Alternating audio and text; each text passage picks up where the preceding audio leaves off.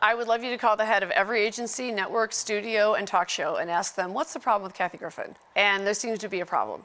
So the only thing I know how to do is what I've always done, is just keep working. Get ready for a lady with no damn rules. Ladies and gentlemen, Kathy Griffin! Stronger, makes me work a little bit harder, makes me that much wiser, makes me finer.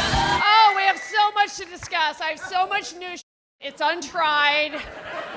It sucks. No, I'm kidding. All right. So a couple of months ago, I did 5 Monday nights of a brand new hour every single Monday. Did any of you here come to any of those? I'm screwed.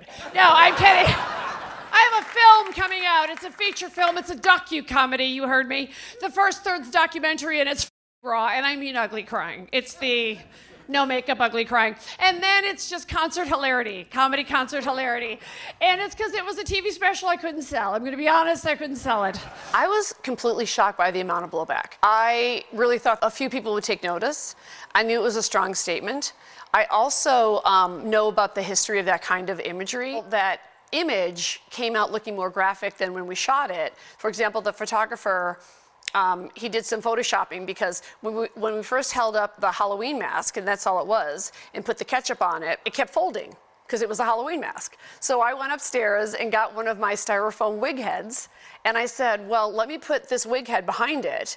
And I actually thought it may not have been as offensive if they had left the styrofoam wig head part in. And I think it would have looked more like a satire. I wasn't afraid of making a really strong statement because I felt like the things that Trump and this particular administration were doing, by the way, including the so-called first family, were so above and beyond anything that I had seen in my lifetime that I thought it warranted some kind of a strong response. I thought I was going out of my way to show that I wasn't serious because I wore a very high collar dress, which I typically don't do. I had a very stoic look on my face, which I'm usually very gesticulating a lot and sort of manic and a lot of facial expressions. And I thought that people would see, okay, she's making some kind of a statement. This was not meant to be any kind of a serious threat. And also remember, I've performed in Iraq and Afghanistan, in Kuwait, in Uzbekistan, at Walter Reed. So I've done a lot of work with the military. So it certainly didn't occur to me that the military folks would take it so seriously. And that was one of the things that was devastating to me that was immediate. I felt like the entire military community turned on me overnight. Will you guys admit, and I'm not making fun of this in any way. Yes, I am. Admit that none of you Hollywood, including myself, have even heard of Ridgecrest before the earthquake. Come on. Thank you. Thank you. Thank you. For once, you're being candid. Thank you. I was like, Ridgecrest. And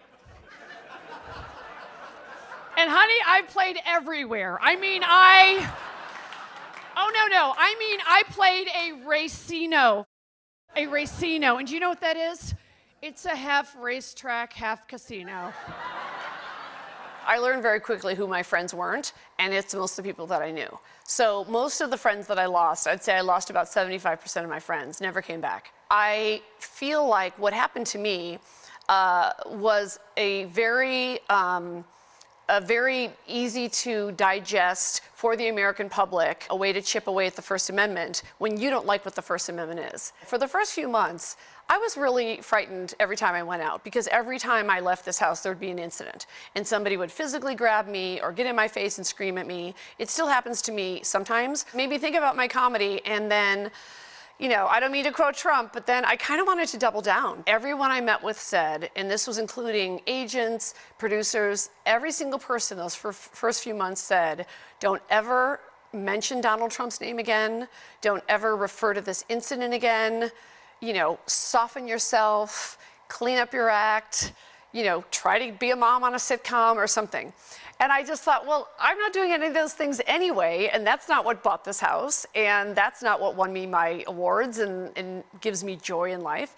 And so I really felt strongly from day one that the story needs to be told in the best way that I can tell it. Remember when An Inconvenient Truth came out and Al Gore was like, the planet has 200 years? Have you guys read the latest? We're down to like 2 months. I'm not kidding. We're down to 2 months. Go get a donut. Have some gluten, LA. Live.